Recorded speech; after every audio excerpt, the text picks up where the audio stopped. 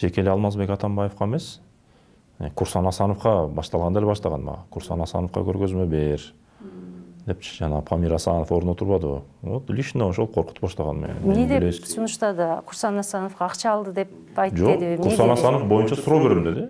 Курсан Асанов монткен деп айтты.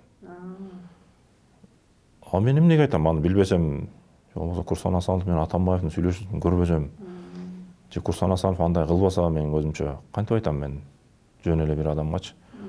Аны ошондо эле түшүнгөм, Курсан Асанов атака башталыптыр депчи. Памир Асанов тараптан болду. Памир Асановдон түздөн түз болгон мага кабинетинде. Ошого бир мени билесиң киммин дейт. О, билем. Сиз начальникке суусуз десем, камап коем дейт. Камап коюңуз, пожалуйста.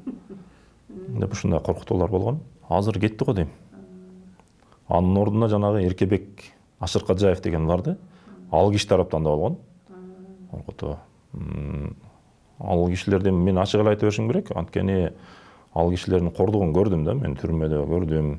Мага ушундай кысым кылышты. Ошол кишилер жанагы Сооронбай Жээнбековдордун саясий заказдарын аткарышты бул кишилер. Бирок тилекке каршы дагы деле азыр кызматта, жок, кызматта отурганда дагы зам министр болуп отурат азыр.